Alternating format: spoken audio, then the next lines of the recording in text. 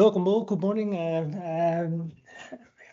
Again, one of our LDE-CFS talks on sustainability and circularity. And today I'm glad that we have Ryu Koide as our presenter. Ryu is a senior researcher at the National Institute for Environmental Studies in Japan and currently visiting researcher at TU Delft. Consumers have a pivotal role in a circular economy, and Ryu will share with us his insights in the drivers of consumer behavior and the methods he uses to elucidate these. Ryu, the stage is yours. Yeah.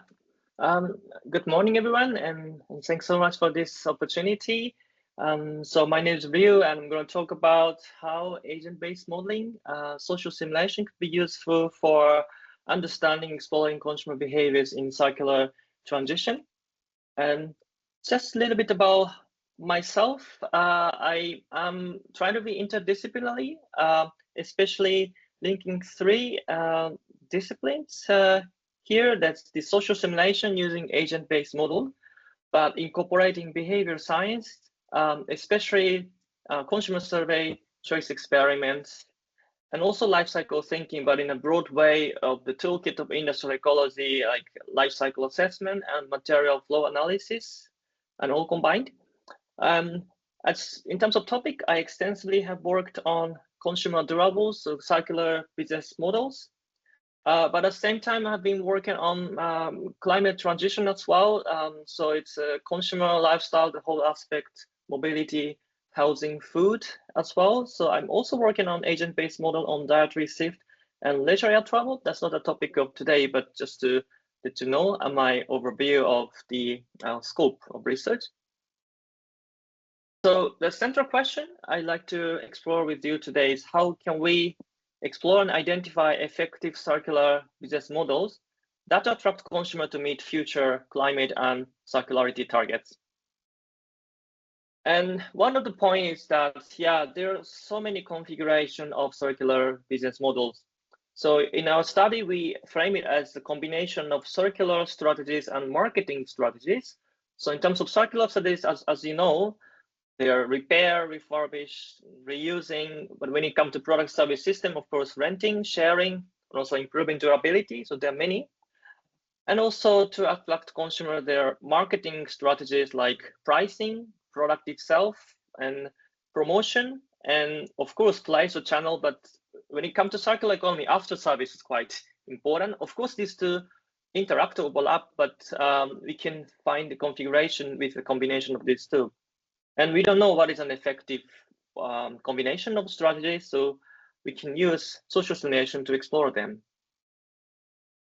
And the second point is behavior and social factors. I think you are also aware, but this is one of the EU interview and survey study results saying that businesses and policymakers pointed out cultural social factors are quite crucial barriers, like lack of consumer interest and awareness and hesitant company culture.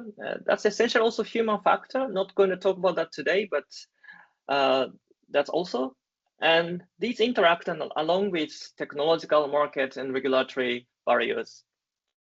And then when it comes to consumer acceptance, this is a result of systematic literature review published. What are the factors influencing? For example, knowledge and understanding, experience and social aspect and psychological factors and personal characteristics. So these are more or less really like a diverse aspect of psychology and the kind of internal factors, social factors, in addition to product service offering, benefit and risk and uncertainty.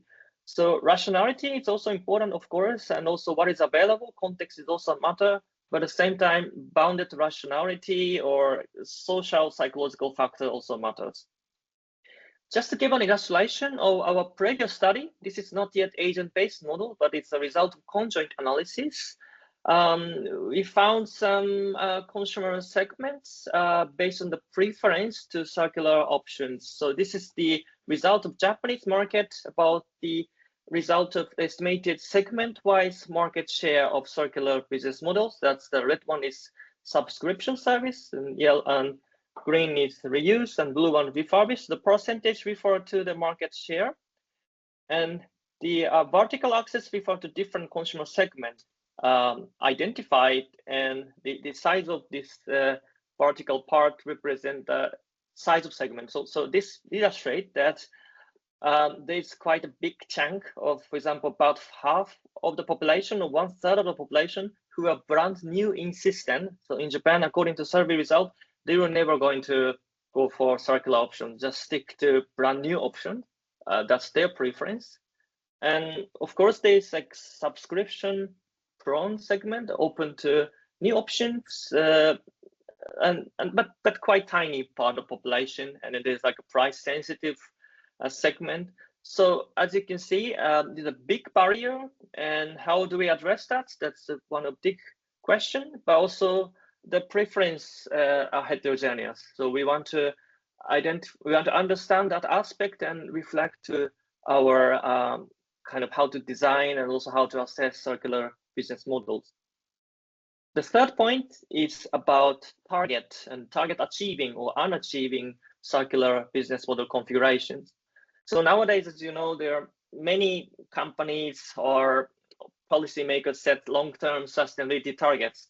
Could be like a circularity metrics like reuse rate, recycling rate, or greenhouse gas emissions like scope 3 emissions. But an issue is a backfire effect. That's a more severe version of rebound effect.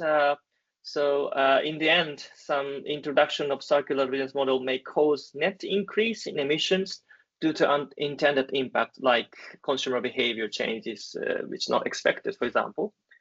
So if we could identify what are the target achieving configuration of circular business models, or even we could identify risky combinations, for example, which may potentially cause backfire effect that could be useful for decision makers, and an early phase assessment is better to support them. And this is also one illustration of our previous study. Again, not yet agent-based model. This is systematic literature review of life cycle assessment or LCA studies on product service system. So different circular strategies here. And the one on the top side, this means that this is not much risky in terms of the potential backfire effect or net increase in emission. Right side has more potential in reducing greenhouse gas emission in terms of life cycle scope 3 emissions. As you can see, repair, refurbishment, upgrade, improving, these are more or less like less risky. So the results say, yeah, it's okay to go promote more, but that we need to have more caution, like especially these product service system, leasing, sharing, renting service, they have a bit more higher risk of backfire effect. It doesn't say that it's always backfire, it's always increased emission, it's not. But the thing is, has more higher scenarios reported by LCA studies. And when it comes to reuse or servitization, yeah, it's kind of a bit controversy. It has also big potential in reduction, but also a little bit more backfire effect. So we want to know how, in what condition we can really utilize these a bit risky, but have potentially beneficial strategies. So the research approach we have been taking is the combination of these three: agent-based modeling to simulate consumers and products, combined with the toolkit to assess life cycle emissions and circularity, so LCA and circularity assessment toolkit, and behavior sciences. Just to compare different modeling approach, conventional things written on the left side, one chunk of the tools is industry ecology method, like material flow analysis or life cycle assessment. These are great to quantify sustainability impacts, but these are mostly static and deterministic, and the representation of consumers are mostly aggregated. Of course, there's some advancement in the field as well. And the method from operational research, like discrete event simulation, you may know some bit of more like Japanese tradition of life cycle simulation. But they have limited consumer heterogeneity and interaction, although they can simulate the state transition of product. So we have this agent-based modeling. In compared to that, that's the bottom-up modeling of consumer behavior and interaction of decision-making entities. So it's not just consumer, it could be companies as well, but in our case, we focus more on consumers. And we can dynamically simulate macroscopic phenomena based on micro behaviors. And the benefit is that it's quite flexible in terms of using different type of decision-making theory. So it's not like an economic model. We have to use always economic theories, but we could incorporate marketing theories. Today I'm going to talk about that, or psychology, sociology, or even like a switching of decision-making rules, like because of the context or the heterogeneity among people. And we can represent heterogeneity, that's like different behavior patterns, socioeconomic status, or preferences of different consumer agents and their interactions and dynamic changes. So to utilize that for circular transition, we have been developing this agent-based model for circular business models. We use agent-based model or ABM to model complex behavior of consumers, products, and supply chains here. And it is combined with life cycle assessment, but the stylized version, and also material flow analysis, but that's the product level, not the substance or material level, to quantify sustainability impacts. So the overview is this, like we give scenarios, that's the combination of marketing or promotion strategies and circular strategies. And then we do simulate how consumers interact with each other and with products and how is the state transition. And in the end, we can quantify carbon footprint or environmental impact and circularity metrics. So here is a quick overview of what are the agents in models. So we have households, and they are linked to other households embedded in social network. So you can see they are heterogeneous. Different socioeconomic status, of course, implies different behavior patterns and preferences, and they can do exchange word of mouth with each other. And there are circular supply chains like manufacturers selling brand new product mainly, but could be in the future more refurbished product. Reuse shop selling reused product. Service provider providing product service system offering to households. So they take a look, the household take a look at what options are available. They compare, they buy something, they make a contract, or also they ask for repair, or they return the product, discharge the product to them. And we do have environment that changes policy or interventions, like so it's essentially the changes in circular business model configurations in simulated world, like more advertisement, lower pricing, higher pricing, and convenience level we can change. And more details a little bit, not going to go through all the details, but just to give a flavor of how it works to model products in our simulation. So the product, after being manufactured, they've been used by consumers, probabilistically they are broken, or even not broken.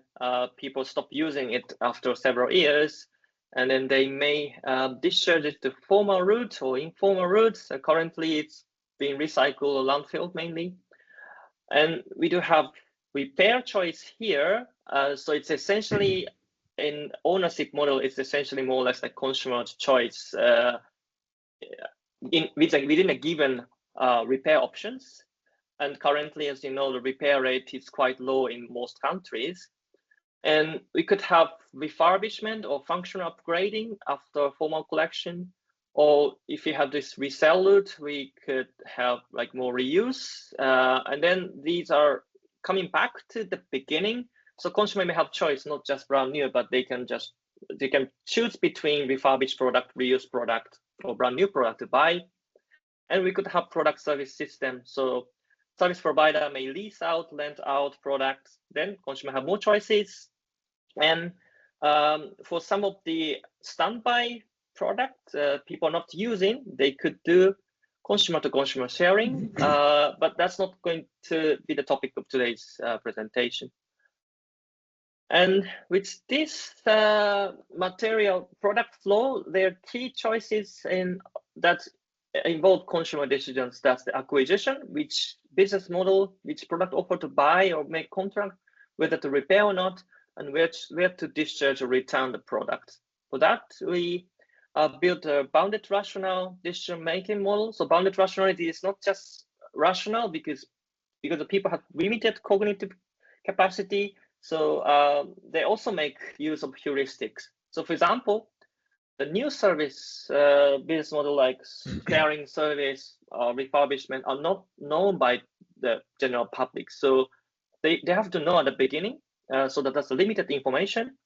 And in the agent-based model, we can reflect that through people try to search information through advertisement or word of mouth. Then once they get to know the new product service, they can consider that. That's called a consideration set. That's the concept from marketing. For example, when you go to supermarket, in one product type, you have maybe 20 choices, quite a lot, but you don't really seriously check the price and all the 20. Maybe you go for just 2 or 3, compare. Okay, today I go for that, another one. Also, according to our consumer survey, it's happening to circular business model as well. For example, most people just straightforward check price and all the detailed brand new product, not even consider even seriously the reused product, or not even know aware the sharing service. So we model that process. So first they need to form which product to check the detail, and then after that, for example, these 2 or 3, they compare all the details like price and how all the other product things manufacturing, how it's a condition, for example, and then they implement the decisions. And also social influence, it's also considered. So for example, if you heard a lot about repair, and also your friend are using a lot of repaired products or reused products, and if they know it, their preference to the circular option may increase. That is considered in this model. And this is just an illustration. It's like for illustration purpose, it's just 200 agents interacting, but in the reality, real simulation, I do it like 1,000 or 5,000 agents. So they are buying, owning the product, and the blue box means it's brand new product, and green one is reused products, and the magenta purple one is functionally upgraded or refurbished product. So it's a bit of diffusion you can observe. And also this line means that people are renting or being leased the product. So they're not owning the product anymore, and they return or discharge, and somehow at the end, like it's going to be ended landfill or recycled. And we can export all the details. If you link it with life cycle assessment, you can also quantify environmental footprint, or you can also try to track like product lifetime or reuse rate, repair rate. Also, yeah, a lot of different observations we can make from agent-based model.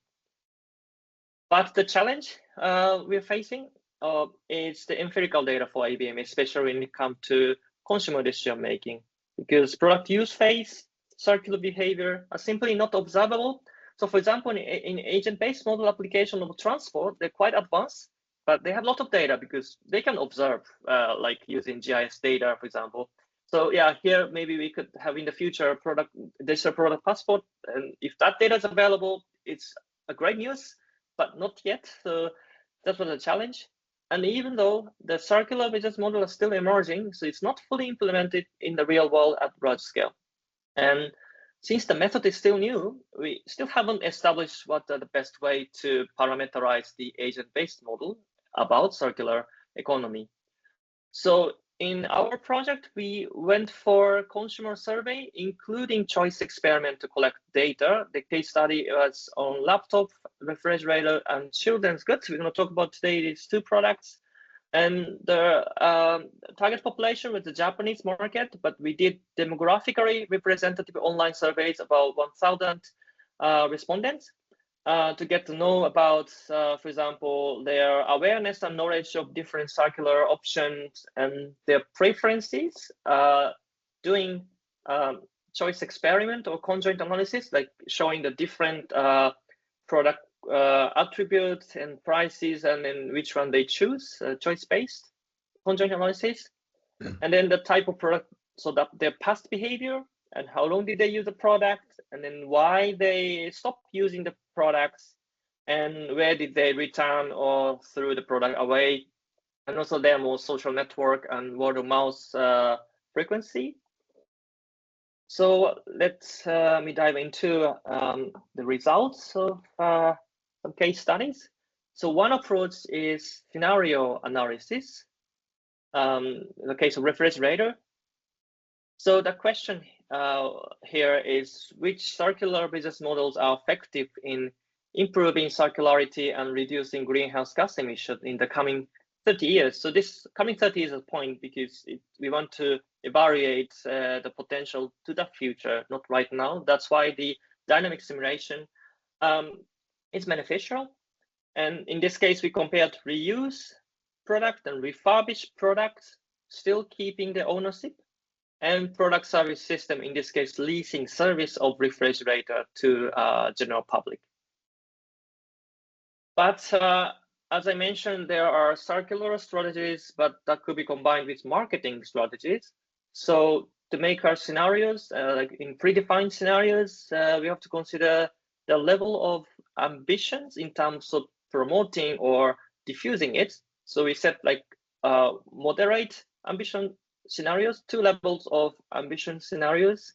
And this ambitious scenario, we assume that product price of these circular options are substantially lower compared to brand new product. For example, this is ambitious scenario to see the potential. So for example, 70% cheaper than brand new products, reused product and refurbished product these are assumed. An extensive campaign or advertisement to let the population know about these options, and also promoting repair service. It's become more affordable, more convenient, for example, reliable, for example, and collection service, and also improving durability of product combined with introducing these options. So this is the illustration of results. So one result is about the diffusion. It's like a marketing simulation. So this chart represents the decision-making share by households. It's like a market share in each year. But this at the end of the simulations, it's really like starting from 2020, then it's 2050 the simulation result. In a business as usual, only 8% of the product purchased are non-brand new, I mean circular options, in this case only reused products. But if you extensively promote reused products, it's going to be 16%. It's good, but still I would say it's still limited, not yet circular economy fully. But the new business models, like refurbished product done by manufacturer, that's assumption is this project, manufacturer-led or involved refurbishment, and subscription service are quite popular. So if you promote it, 30% of the population take it. One of the things I have to highlight is here you have range. So agent-based model is stochastic, it's not deterministic method. So because of some uncertainty in survey data and also some other types of uncertainty coming out from some interactions, we cannot just precisely predict, okay, it's going to be sharply 30%, but it has some, some a bit range, but still we can understand, this is more or less more effective than other scenarios. And we can also understand the dynamic projection to the future. For example, this is the in-use stock of products. So you can see that in refurbishment ambitious scenario, yes, refurbished products. Sorry, the color, it's not written, sorry. The blue is brand new products and purple are refurbished products. And this red one is the subscription products and green one is a reused. And then light blue is repaired product. And it takes time. That's one of the results. So it's just not going to straightforward diffuse because you need product to refurbish and also like people takes time to because it's like like refrigerator decision making is only like every 10 years almost, more or less. It takes time, and even after 30 years, the majority is still brand new product, that the blue part. So that's one of the results we got from this survey-based agent-based simulation. And then we do have circularity assessment results. So here is the product lifetime in a year at the end of life. So this means that after the sequences of users, like first user, second reused users for reusing, then when they actually ended the lifetime as a product, maybe gone for recycling. And according to simulation result, refurbishment, if promoted substantially, it can improve lifetime by 33%. That's a good number. And reuse 13%. But an interesting finding is that this product service system, again, is quite limited. It's only up to 3%. That's firstly because it doesn't diffuse to so much bigger part of population. Only like some consumer segment prefer that. But also, according to the survey results, people prefer renting out or leasing out the brand new product. So so in the simulation, it end up like service provider provide a lot of brand new product to the users, but not a lot of this reused product or refurbished product for in the subscription service because of consumer preference. And we can also export this type of material flow analysis using Sankey chart to understand what's happening in the society. And then environmental impact. This is the scope 3 emissions results. A bit similar refurbishment with quite ambitious promotion. It can reduce 12% of emission potentially, but I think this is different from LCA result because this is about the entire society on average. So on average in the Japanese market, if you have diffused refurbished product, it can reduce the emissions from the whole life cycle of refrigerator by 12%. It's not just specific to a refurbished refrigerator compared to brand new refrigerator, because in a simulated society, these are coexisting and even competing with each other. So for example, it's also represented that if you diffuse refurbished product to the society, actually it cannibalizes the reused products, because some people who prefer reused product, they also open the refurbished product. Of course, we want to diffuse a refurbished product to some people who are not using reused product, but that's not the case because of the consumer preference heterogeneity concentrated on circular openness to some particular segment. And again, subscription service, limited environmental gain, mostly because of the people prefer brand new products. So it didn't really save a lot of new manufacturing in the end. And we can also have this type of LCA bar chart to diagnose what are the important part. And you can see production, emissions from production, the saving from that is the biggest part of the contribution. So policy implications from this part of study. Refurbishment led by manufacturing, at least in Japan, in the coming 30 years, it's a promising option. But subscription service, we need to be careful. It may not have a lot of environmental gain, but still, it can diffuse. So economically, it's good. But this ambitious scenario assumes substantially lower pricing. For example, even like 70% cheaper pricing of reused product, refurbished product compared to brand new product. That's a lot. And also extensive advertisement campaign to let people know. And we have synergy between these two different marketing strategies. So for example, for pricing, we may need to have like, it's a relative price. So we can make the circular option cheaper, but maybe at the same time, we can make the brand new product higher. Obviously, this bigger change is not just the business decision making, it's also involves the policy to make this differentiated pricing. And also shifting policy effort from recycling oriented to refurbishment and reuse and repair oriented. That's also a more important like legal framework issue as well. So from here, I'll move on to the next approach that's called the scenario discovery, different from scenario analysis. What is scenario discovery? That's a method to analyze the results of computational simulation to identify parameter spaces that are relevant for decision makers.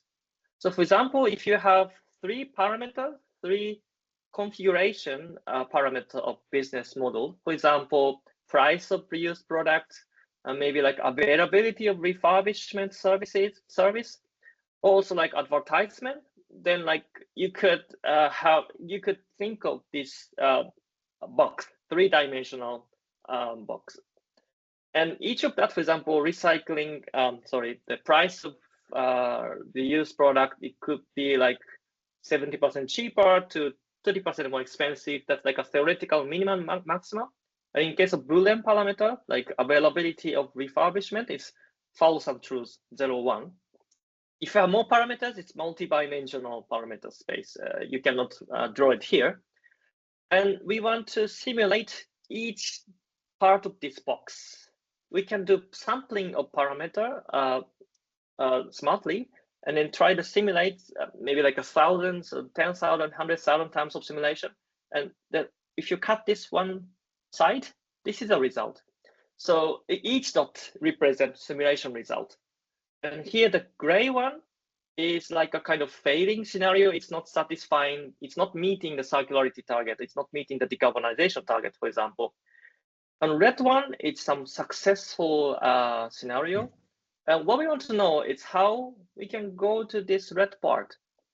So the algorithm called prim try to slice this box space and then try to limit the space and then find out, yes, please limit this parameter to this range. Then you have higher probability, higher likelihood to reach the target. But actually, we can also use in a different way. The red one could be like kind of backfiring scenario. So you can also identify if you do this, you're risky because sustainability implication is you may increase the carbon footprint in the end. But this scenario discovery has been typically utilized to fix configuration first, fix the policy first, policy or intervention or configuration first, and then understand which configuration is more robust against different uncertainty. But in circular economy, we believe that we still don't know what are the best configuration of circular business models or policy. So we wanted to explore this intervention side to identify what could be good or not good in terms of comparison with target. So these are the overview of different parameters. We have agent-based model, and then we have some outcomes, that's carbon footprint, emissions, and product lifetime, for example. And according to this exploratory modeling and analysis frameworks, that's also like strong in TPM at Delft. We can distinguish different parameters in the policy levels that the decision maker can control, and uncertainty factor that the decision maker cannot control. So policy levels here, it's circular business model configuration, like different circular strategies, availability, and marketing strategy like pricing, advertisement, repair, warranty period, and convenience, etc. And then uncertainty factor we consider in this model is energy efficiency improvement to the future, and also the background grid electricity emission intensity. Of course, we have Paris Agreement. We assume that it could be better in the future, but that's not the circular policy itself. So we put it as uncertainty factor because we're interested in decision making by circular business or circular economy policymakers. And also product obsolescence to the future. Maybe people threw away the product quicker in the future, or maybe they use longer in general. That's something we cannot control, but it's kind of uncertainty factor. So we consider that. Also that people's preference to circular offers. That's also maybe people are more prone to circular offer or not in the future. That's also uncertain. So we consider that, but considering this uncertainty factor, we want to understand which combination of policy levers here, the configuration, can bring us to certain outcomes. So that's what we tried. Okay, so overall, the methodological approach we're doing is we have agent-based model and based on behavior science theories and data from survey, choice experiment. Of course, in the future, if you have more real data like pilot, project result, company data, that could be incorporated. So it's an opportunity, but at this moment, we are relying on survey more. And also life cycle thinking, especially life cycle assessment. But now in the future, we're also working on making it linked to prospective or ex ante life cycle assessment data. And then we have computational simulation like scenario discovery to explore the implication of different circular business configuration policies and uncertainty. So this is takeaway. So first is that, yeah, we need early phase decision support tool for circular transition. And we can use simulation technique for that. And combining lifecycle thinking and agent-based modeling offers a powerful tool, we believe. And also an issue is empirical grounding for agent-based modeling, but consumer survey and choice experiment can provide one of the methods to give empirical grounding. And scenario discovery, there's a new method that could be used for circular business model. We can assess the benefits and risks. Last but not least, we have a network of researchers doing this similar approach, that's lifecycle thinking for complex systems initiative. Mostly academia, but we also welcome some contribution from practitioners as well, because we want to use agent-based model or complexity-oriented science approach, try to help circular transition and also lifecycle thinking.